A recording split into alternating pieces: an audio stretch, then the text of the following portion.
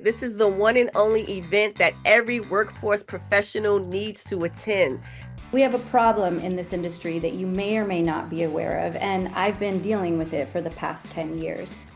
Every day, clients are asking us to help guide them on who would be the best talent for future roles. The reality of the future of work is it's not working for most workers. We are going to be talking about make professional development a priority. How do we develop those people? How do we get them ready for the uncertain realities that lie ahead of them in the workforce? And I'm going to be talking about being a rebel on purpose and with focus.